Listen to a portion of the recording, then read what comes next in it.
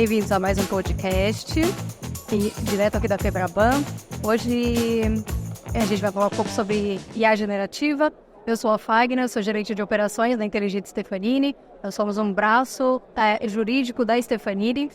A gente tem diversos clientes, grandes bancos, né, como o Banco Pan, Banco Itaú, Localiza, que não é um banco, mas um grande cliente também. Tem o Inter, e hoje especificamente vamos falar sobre um case de sucesso que nós temos com o Banco Inter. E para isso, trouxe aqui comigo o nosso colega, diretor de soluções da Inteligente, Luca Gorreta. Obrigado, Fagner. Vai ser um prazer falar hoje sobre inteligência artificial com vocês. Maravilha. Antes da gente mergulhar nesse projeto do Inter, eu queria que o Luca falasse um pouquinho para a gente como tem sido o impacto da inteligência artificial na nossa forma de trabalhar, especificamente no segmento jurídico. Tá. É bacana você falar isso porque a inteligência artificial ela chegou há pouco tempo, né? Quando a gente analisa ali o histórico das inovações no mundo, a inteligência artificial é algo muito novo, principalmente quando a gente fala de inteligência artificial generativa. Só que isso é uma coisa que veio para transformar a maneira como a sociedade atua hoje. Ele trabalha, como produz conteúdo, como pesquisa informações. Então nós estamos vivendo hoje um salto, né, nesse processo de evolução tecnológica. E falando de IA generativa especificamente, isso é uma tecnologia, ou podemos dizer até uma ferramenta, que veio para mudar o processo de atuação hoje dos profissionais, das empresas, assim como o computador fez isso no momento certo e como a calculadora fez isso no momento certo. Então, ela não é uma tecnologia que veio para substituir profissionais, pelo contrário. Ela é uma tecnologia que veio para dar performance, para realizar as atividades que até então eram realizadas exclusivamente de forma manual, ok? E a velocidade com que isso está acontecendo supera todas as outras tecnologias que já foram apresentadas até hoje. Acho que a gente tem aí, desde o ano passado, uma apresentação da IA generativa da OpenAI, né, o ChatGPT, que ficou muito famoso no mercado. E num período de 1 ano, ele teve uma evolução muito grande. Então, a velocidade com que as coisas estão acontecendo, ela é muito impressionante e as empresas precisam se adaptar com isso. Eles precisam se preparar e se adaptar a esse novo formato de atuação, incluindo a IA generativa no dia a dia. Realmente uma evolução, né? E agora, o Luca, falando especificamente sobre esse projeto que a gente tem com o Banco Inter, naquele momento que eles nos procuraram, eles estavam enfrentando ali um desafio significativo. Havia um aumento muito grande, né? Uma volumetria imensa de ofícios, de solicitações de ofícios chegando para eles. E aí eu queria que você falasse um pouco disso e falasse um pouco também sobre as dificuldades que a gente enfrentou ali naquele início daquele projeto. Para contextualizar, né, quem não tem muito conhecimento sobre isso, o Banco Inter ele se encontrou num momento de crescimento, atingiu recentemente 25 milhões de clientes, foi um marco para a empresa como um todo, e a marca, junto com o crescimento, colheu alguns frutos disso, alguns frutos ruins, como, por exemplo, o aumento das demandas de ofício. O que é um ofício, para quem não tem noção disso? Um ofício é uma demanda vinda de um órgão judicial, de um órgão, pode ser uma polícia federal, pode ser um juiz, um desembargador, que procura o banco em busca de alguma coisa, seja uma informação ou até uma ação que o banco tem que realizar, um bloqueio de uma conta, informação de um cliente, se ele tem ativo, se ele não tem, alguma atuação que ele precisa, em um caso que o Inter nem tem nada a ver com isso, simplesmente ele tem um cliente e ele precisa prestar informações ou realizar alguma coisa quanto a esse cliente. A grande questão aqui é que o Inter não estava preparado para o volume de demandas que chegaria nesse formato, né? Então ele começou a perder um pouco a mão, porque essas demandas vinham de fontes variáveis, eram tratadas por colaboradores de forma completamente manual, eram conduzidas de forma pouco organizada, né? Eles se organizavam conforme essa demanda foi crescendo, mas principalmente eles não tinham nenhuma capacidade de escalar essa operação. Então era uma operação que a cada dia mais aumentava a demanda e sem nenhum patamar de automação, de crescimento ou de adaptação para esse aumento do volume.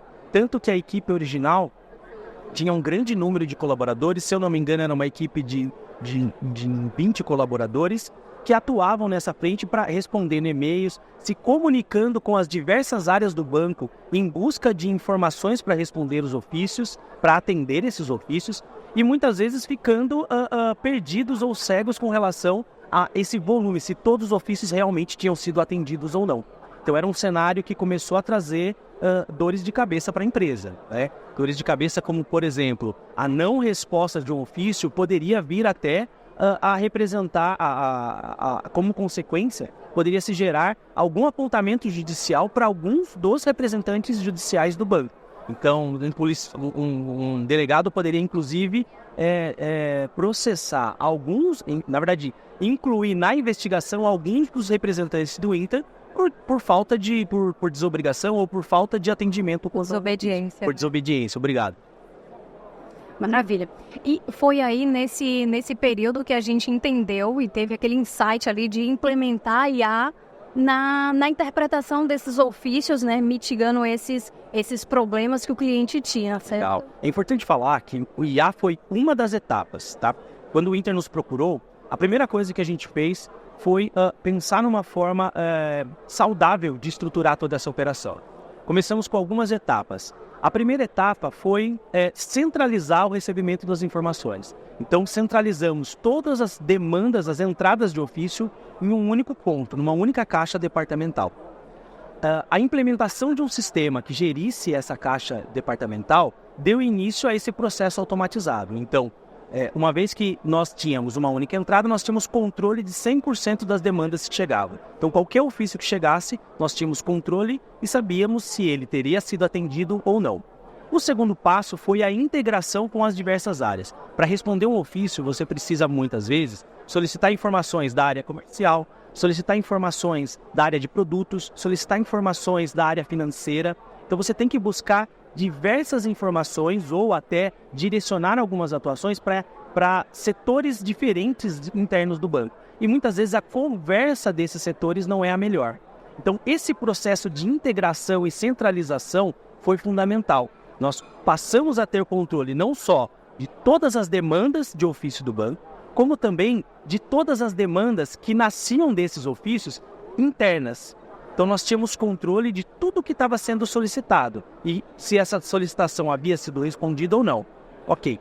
O terceiro e mais importante foi o ponto de virada de chave. Foi o momento em que nós implantamos uma estrutura de IA generativa que era capaz de receber esse ofício, fazer uma interpretação desse documento e disponibilizar todas as informações de forma tabulada e estruturada, né?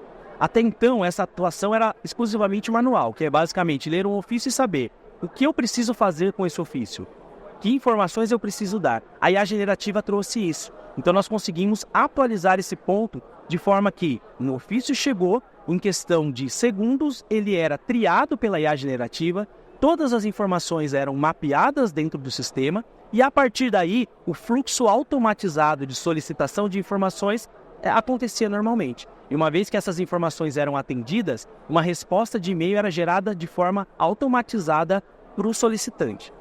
Esse processo como um todo, ele só foi possível porque nós conseguimos implementar também indicadores de acompanhamento em tempo real. Isso foi fundamental. Isso permitiu ter uma visão global dessa demanda, ter uma ideia de como a produtividade estava aumentando com essas automações e não só isso, permitiu criar inclusive indicadores de inconsistência para que, no caso de qualquer desvio do fluxo, fosse capturado rapidamente, fosse identificado esse problema ou qualquer indicador ali de que alguma coisa poderia dar errado. E esses indicadores em tempo real foi o processo, foi assim, a ferramenta que permitiu que a esteira seguisse evoluindo e as medições pudessem nos direcionar se o caminho que a gente estava implementando era um caminho que teria sucesso ou não. Maravilha.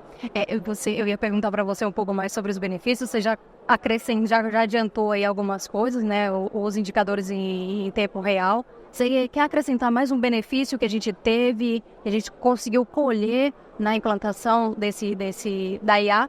Claro, claro. Ó, acho que o principal benefício, falando de indicador, tá?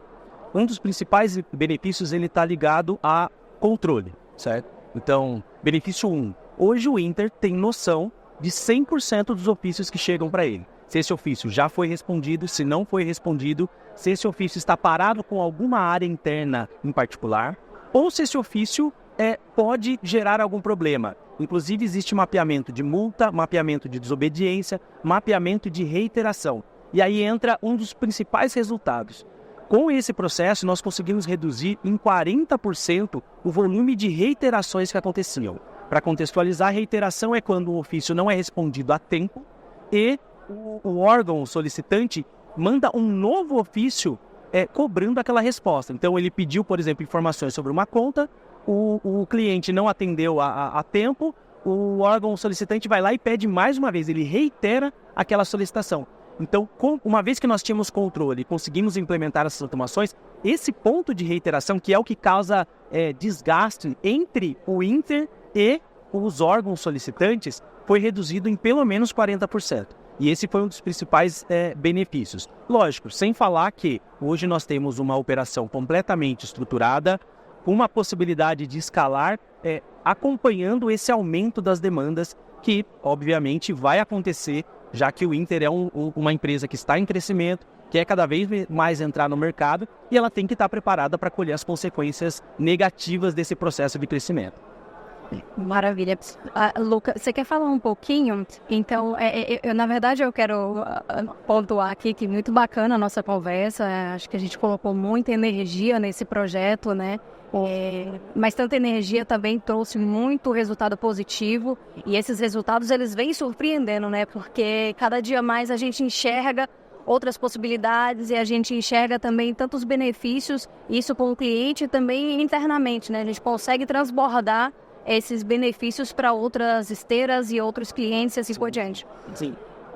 Eu queria aproveitar para perguntar para você se você tem alguma dica aqui para empresas que estão pensando em implementar IA nos seus processos, para otimizar ali os seus processos. Você tem alguma dica para as empresas? Tenho, claro. Procure a inteligente. Brincadeira.